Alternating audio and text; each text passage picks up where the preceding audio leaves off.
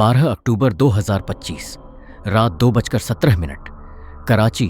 अरब सागर से उठती नमी उस रात शहर की तंग गलियों में धुंध की तरह फैल चुकी थी। बंदरगाह के पास खड़े पुराने गोदामों के ऊपर पीली रोशनियां कांप रही थीं और दूर कहीं पुलिस सायरन की आवाज धीरे धीरे अंधेरे में खो रही थी।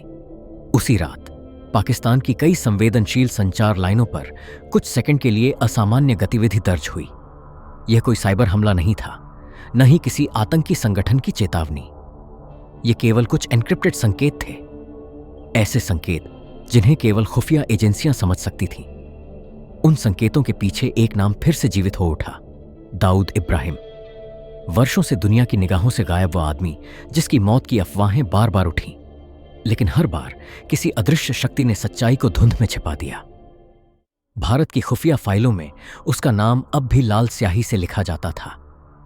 मुंबई 1993 के धमाकों के बाद से वह केवल एक भगोड़ा नहीं रहा था, बल्कि दक्षिण एशिया की सबसे लंबी चलती छाया बन चुका था। दिल्ली में उसी रात राष्ट्रीय सुरक्षा परिषद के भीतर असामान्य हलचल शुरू हुई।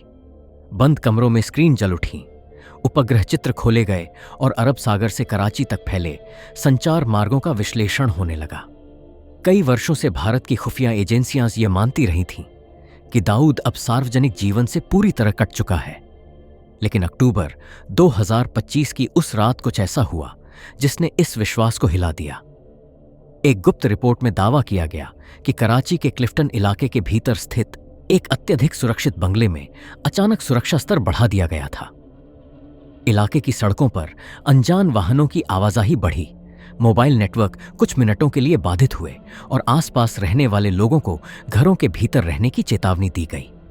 पाकिस्तान की ओर से कोई आधिकारिक बयान नहीं आया, लेकिन चुप्पी कभी कभी सबसे ऊंची आवाज बन जाती है। दाऊद इब्राहिम की कहानी केवल अपराध की कहानी नहीं थी, यह उन अदृश्य समझौतों की कहानी थी जिनमें राजनीति, आतंकवाद, पैसा और खुफिया एजेंसियां एक दूसरे के भीतर घुल जाती हैं। 1980 के दशक में मुंबई की तंग गलियों से उठकर उसने ऐसा साम्राज्य बनाया जो दुबई, कराची, नेपाल और लंदन तक फैला। हवाला नेटवर्क, फिल्म उद्योग, रियल एस्टेट और हथियारों की तस्करी, हर रास्ता कहीं न कहीं उसकी परछाई से जुड़ता दिखाई देता था। लेकिन 1993 के मुंबई धमाकों के बाद उसका नाम केवल अपराध की दुनिया तक सीमित नहीं रहा। भारतीय एजेंसियों के अनुसार वह पाकिस्तान की खुफिया संरचना के भीतर एक रणनीतिक संपत्ति बन चुका था। पाकिस्तान ने हमेशा इन आरोपों से इनकार किया, लेकिन हर बार जब भारत ने उसका पता साझा किया, कराची के वही इलाके चर्चा में आए जहां आम नागरिकों की पहुंच लगभग असंभव थी। कराची के भीतर मौजूद कथित सुरक्षित ठिकानों के बारे में वर्षों से कई कहानियां घूमती रहीं। क्लिफ्टन, डिफेंस हाउसिंग अथॉरिटी और बंद सैन्य क्षेत्रों के आसपास बने आलीशान बंगले अक्सर खुफिया रिपोर्टों का हिस्सा बने। कई पूर्व अधिकारियों ने दावा किया कि दाऊद कभी एक जगह अधिक समय नहीं रुकता था। उसके लिए विशेष मार्ग तैयार किए गए थे जहां स्थानीय पुलिस तक को जानकारी नहीं दी जाती थी। कुछ रिपोर्टों में कहा गया कि उसकी सुरक्षा में पूर्व सैन्य अधिकारी शामिल थे, जबकि दूसरी ओर पाकिस्तान की सत्ता व्यवस्था हमेशा यही दोहराती रही कि दाऊद उनके देश में मौजूद ही नहीं है। यही विरोधाभास इस कहानी को और भयावह बनाता है, क्योंकि जब किसी आदमी का अस्तित्व आधिकारिक रूप से नकार दिया जाए, तब उसे ढूंढना लगभग असंभव हो जाता है। 2023 और 2024 के दौरान दाऊद की तबीयत बिगड़ने की खबरें कई बार सामने आईं। सोशल मीडिया पर उसकी मौत की अफवाहें फैल गईं। कराची में इंटरनेट धीमा होने और कुछ इलाकों में अचानक सुरक्षा बढ़ने को इन अफवाहों से जोड़ा गया। लेकिन कुछ दिनों बाद सब कुछ सामान्य हो गया। कोई तस्वीर सामने नहीं आई, कोई पुष्टि नहीं हुई और दुनिया फिर उसी अंधेरे में लौट गई। भारतीय खुफिया विश्लेषकों का मानना था कि यह केवल भ्रम फैलाने की रणनीति हो सकती है, क्योंकि अगर दुनिया यह मान ले कि दाऊद अब जीवित नहीं है, तो उसके नेटवर्क को नए नामों के साथ और अधिक सुरक्षित तरीके से चलाया जा सकता था। लेकिन दूसरी संभावना इससे भी अधिक खतरनाक थी कि वह वास्तव में गंभीर रूप से बीमार था और उसके नेटवर्क के भीतर उत्तराधिकारी को लेकर संघर्ष शुरू हो चुका था। कराची की रातों में अक्सर कुछ चेहरे बिना रिकॉर्ड के आते जाते दिखाई देते थे। नकली पहचान, बंद गाड़ियां, बिना नंबर प्लेट के वाहन और समुद्र के रास्ते होने वाली गुप्त गतिविधियां। ये सब केवल फिल्मों की कल्पना नहीं थी। कई अंतर्राष्ट्रीय रिपोर्टों ने दावा किया कि पाकिस्तान के भीतर कुछ ऐसे क्षेत्र मौजूद हैं जहां बाहरी निगरानी लगभग असंभव है। वहीं दूसरी ओर भारत की खुफिया एजेंसियां वर्षों से इलेक्ट्रॉनिक निगरानी, वित्तीय लेन देन और हवाला चैनलों के जरिए उस नेटवर्क को समझने की कोशिश करती रहीं। लेकिन दाऊद की सबसे बड़ी ताकत केवल उसका पैसा नहीं था। उसकी सबसे बड़ी ताकत थी उसका गायब रहना। वह जितना कम दिखाई देता उतना ही अधिक डर पैदा करता।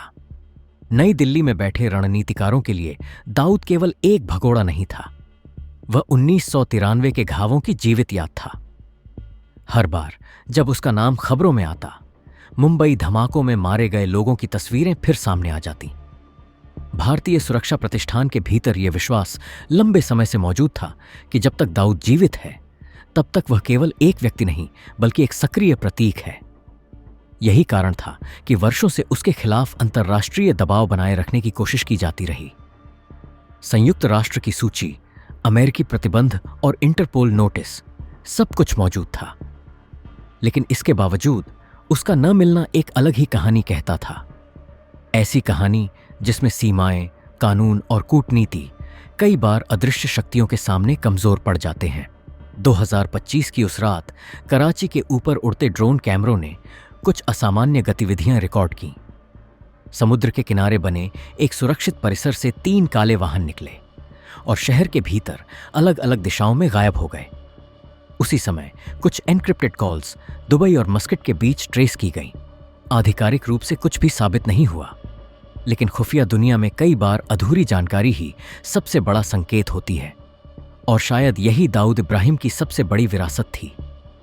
एक ऐसा आदमी जो दिखाई दिए बिना भी पूरे क्षेत्र की सुरक्षा राजनीति को प्रभावित करता रहा।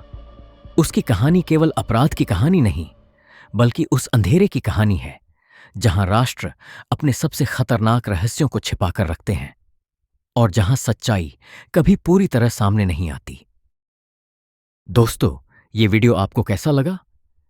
कमेंट में जरूर बताना। अगर वीडियो अच्छा लगा हो तो वीडियो को लाइक और शेयर कर देना और चैनल को सब्सक्राइब करना मत भूलना।